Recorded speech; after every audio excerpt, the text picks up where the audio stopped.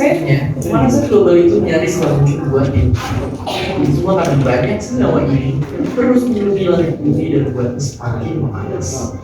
Bayangkan aja jumlah emisi gas rumah kaca yang dihasilkan manusia gara-gara gunain bahan bakar fosil aja itu nyampe 37 giga ton. Itu kayak ngebuang 6.000 piramida Giza ke atmosfer bumi ya. Inilah bentukan karbon dioksida dan emisi lainnya di atmosfer bumi yang tadinya rata-rata jadi mencapai titik tertingginya selama 800.000 tahun terakhir.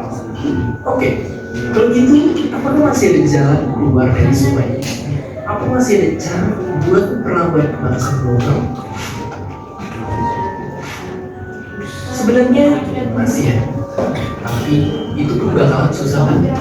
Ilmuwan banyak yang bersepakat cara buat memperlambat pemanasan global dan mengurangi emisi gas rumah kaca. Makanya 197 negara ini juga sepakat dalam 10 tahun ke depan setidaknya kita udah harus mengurangi emisi gas rumah kaca sendiri buat menjaga biar suhu bumi gak naik 2 derajat Celcius di akhir abad. Dari video itu tadi bisa diketahui gimana kondisi bumi sekarang. Panas banget ya. Ya karena bumi kita sekarang sudah mengalami pemanasan global ya. Jadi pemanasan global itu akibat dari apa sih? Dari bentuk meningkatnya gas emisi. Ya, gas emisi atau gas rumah kaca. Gas rumah kaca itu ada apa saja? Ayo coba PFC, karbon dioksida, PFC, N2O. Ayo coba satu orang yang bisa menjawab semuanya.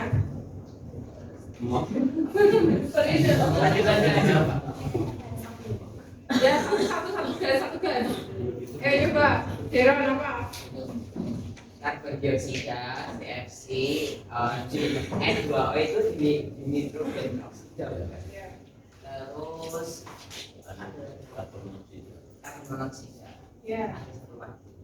Jadi ada CFC, terus CO2, Mineral dioksida, dua. metana. Ada lagi? Ya, bisa gas metana. Apa gas metana? CH 4. Apa lagi? Mineral dioksida, Ya, bisa fluorokarbon, ada NO2. N2O, Ya, N2O ada. Nah, ini semua itu gas rumah kaca ya.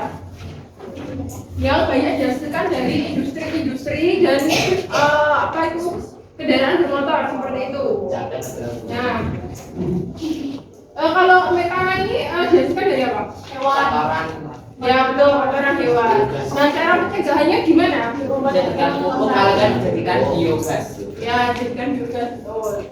Pelajaran kita hari ini tentang tim game turnamen. Sekarang kita harus membentuk tim dulu. Betul.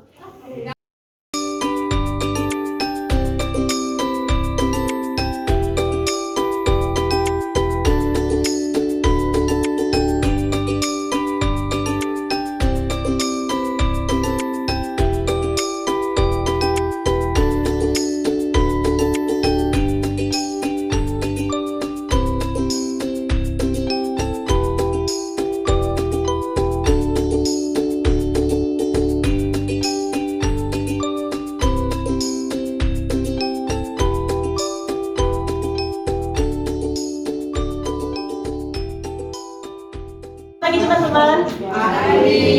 Sebelumnya perkenalkan, saya perwakilan dari kelompok 2. Di sini saya akan menjelaskan mengenai dampak terjadinya efek rumah kaca serta bagaimana sih solusi untuk mencegah terjadinya efek rumah kaca tersebut.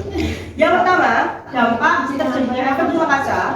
Ada dua dampak nih teman-teman. Yang pertama ada dampak jangka pendek dan dampak jangka panjang. Untuk yang dampak jangka pendeknya seperti dapat menyebabkan suhu bumi meningkat drastis, gunung es mencair dan terganggunya ekosistem. Kemudian yang dampak jangka panjang seperti kemudahan makhluk hidup. Lalu bagaimana solusi untuk mencegah terjadinya efek rumah kaca? Nah, solusinya yang pertama itu dapat melakukan penghijauan seperti reboisasi. Yang kedua, mengurangi BBM, bisa diganti dengan contoh bioetanol dan sebagainya.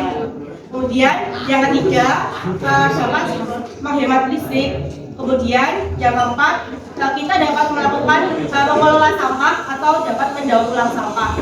Kemudian yang kelima, dapat mengurangi penggunaan plastik yang sekali pakai. Jadi kalau kita mungkin pergi ke Alfamart, kita bisa menggunakan tas dari rumah yang dapat kita gunakan untuk diulang kali.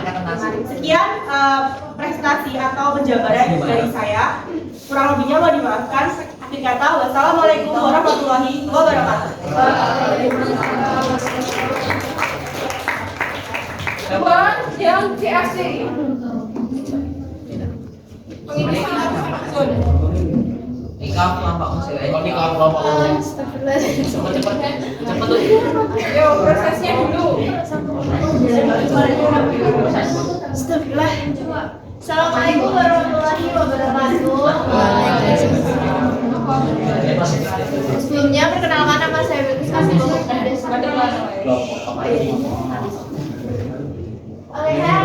saya akan menjelaskan proses terjadinya berdiri sama bisa ozon. Ketika freon CFC terlepas ke atmosfer, maka molekul CFC akan berurai menjadi atom C sendiri yang sangat reaktif terhadap atom O. Rumus molekul ozon adalah O3. Ketika atom C dari pecahan freon bertemu dengan molekul O3, maka atom C menarik satu atom O dari ozon yang akan mengakibatkan timbulnya monoksida. Dan ozon menjadi oksigen biasa karena kehilangan satu atom O-nya. Ditambah lagi ketika CO terbentuk, maka mereka akan menarik lagi satu atom O dari ozon-ozon atau O3 lain sehingga menciptakan CO3. Oleh karena itu, ozon sebagai pelindung bumi dari sinar ultraviolet menjadi rusak. Sementara CO2 memiliki efek rumah kaca yang dapat menahan panas bumi. Dengan demikian, bumi akan menjadi semakin panas. Oke, terima kasih. Lalu dampak dari solusinya? Assalamualaikum warahmatullahi wabarakatuh. Waalaikumsalam warahmatullahi wabarakatuh. Perkenalkan saya Bayu, perwakilan dari kelompok komplek atau kelompok IKH. Akan mempresentasikan tentang dampak dan solusi untuk mencegah penipisan lapisan ozon. Yang pertama, dampak terjadinya penipisan lapisan ozon adalah terjadinya pemanasan global, kanker kulit, penyakit kanker, rusaknya biota laut, terhambatnya pertumbuhan, penurunan vitamin D juga. Kemudian ada beberapa solusi untuk mencegah penipisan lapisan ozon. Yang pertama adalah mengurangi penggunaan kendaraan pribadi.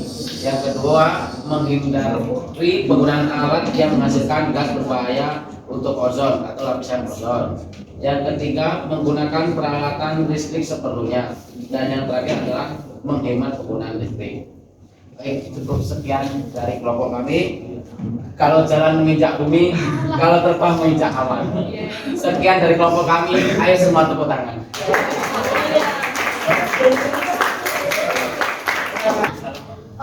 Jika kami mempresentasikan ulang, proses terjadinya pemutihan terumbu karang adalah struktur karang merupakan tempat tumbuh zat nyala atau alga bersalfatu yang bersimbiosis polip dan berperan mensuplai hara untuk karang dan proses klasifikasi. Karbon organik yang diproduksi zat nyala melalui fotosintesis mensuplai 94 hingga 98% kebutuhan hara organik polip. Polip memberikan tempat hidup bagi zat nyala untuk melindungi dari cahaya yang tinggi dan pemangsa, serta mensuplai hara penting dan metabolisme karang.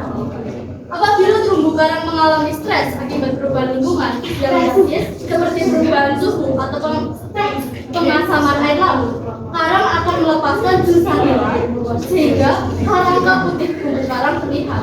Proses tersebutlah yang disebut pemutihan terumbu karang. Sekian, terima kasih. Saya Leo bersama Begawan akan mempresentasikan dampak terjadinya pemutihan terumbu karang. Karang yang memutih cenderung mengurangi tingkat pertumbuhan dan menurunkan kapasitas reproduksi, meningkatkan kerentanan terhadap penyakit dan meningkatkan tingkat kematian. Solusi untuk mencegah pemutihan terumbu karang adalah memberi makan probiotik yang dapat meningkatkan kesehatan terumbu karang. Memberi makan probiotik yang bermanfaat bagi karang meningkatkan kesehatan mereka secara keseluruhan dan meningkatkan ruang karang hidup selama mengalami stres akibat tekanan panas air laut. Sekian presentasi dari kelompok kami.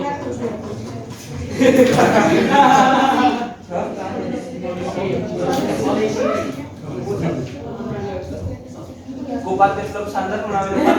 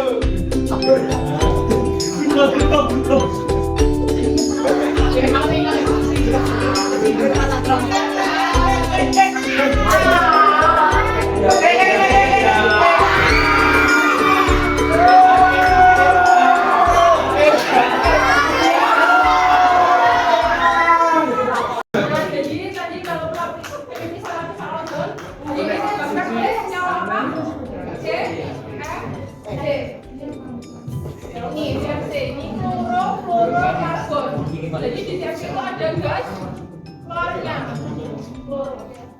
ada atom Cl-nya ya. Nah ini kalau dia ke atmosfer nanti kan terkena sinar ultraviolet. Nah ini kan CFC ini akan melepaskan atom Cl.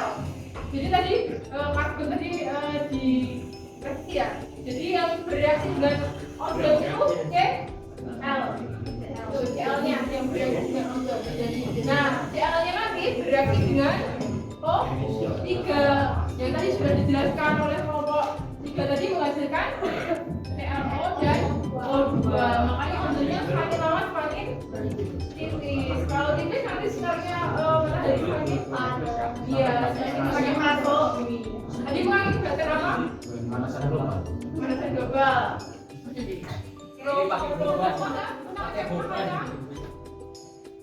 Jadi efek makanya itu seperti ini. Pertama panas matahari itu kan sampai ke bumi ya. Jadi ada 3 bagian. Panas matahari itu yang dipantulkan kembali ke atmosfer. Ada yang diserap oleh bumi seperti itu.